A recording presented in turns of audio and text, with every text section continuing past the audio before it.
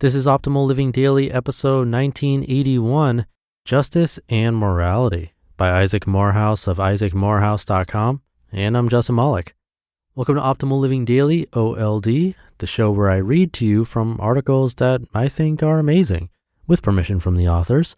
One article a day, every single day of the year, all to help you live a more meaningful life.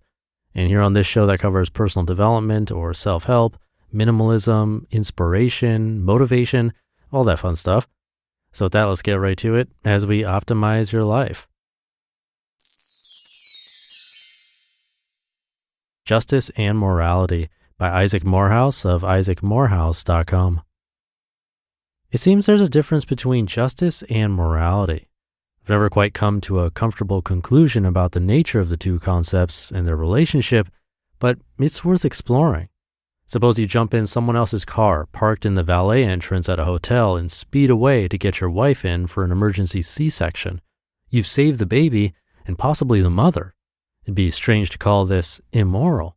In fact, it might be very moral, even heroic.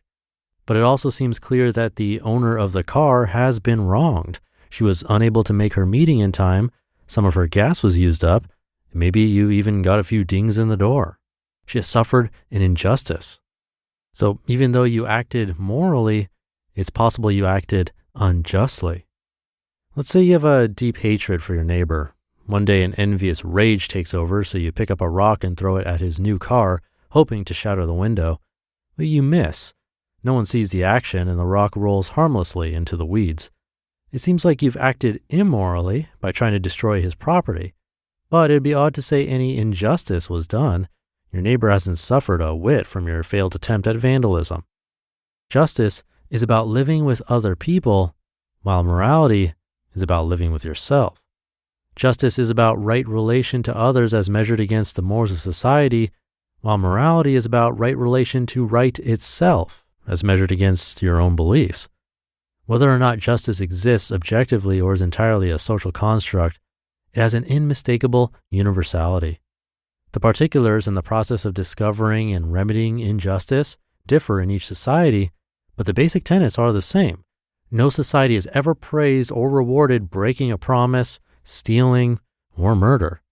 There are instances where such acts are called by other names or given a pass under special circumstances, but that's just it. They always require justification.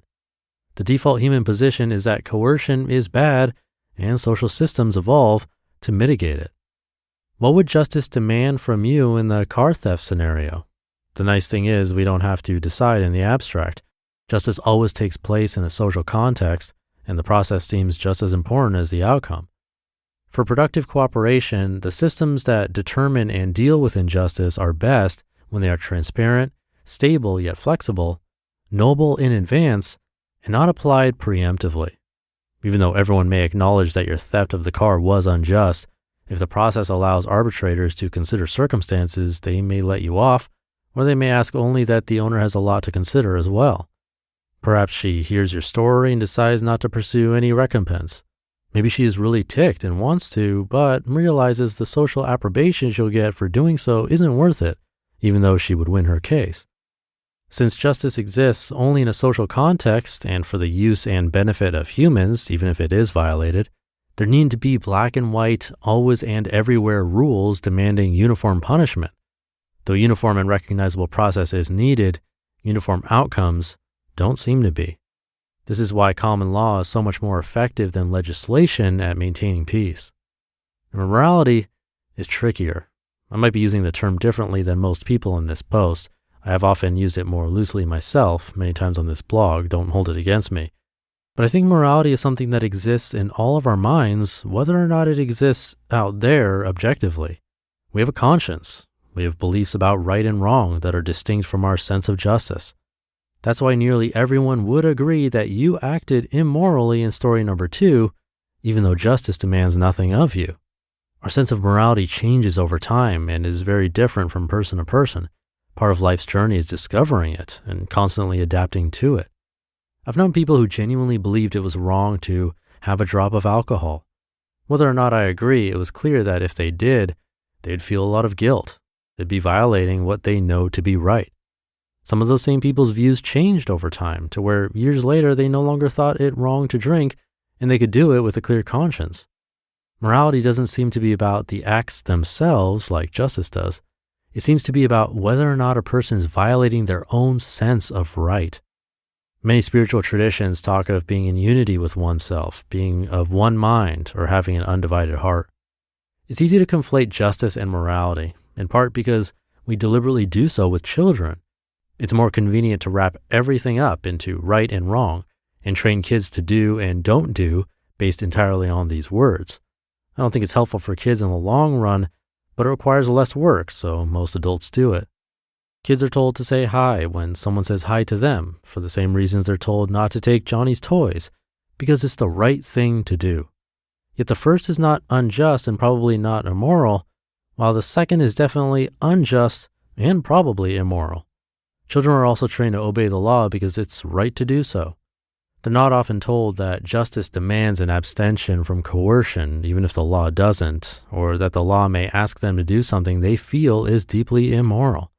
This oversimplification and lumping everything into basic right and wrong categories has the potential to result in atrocity.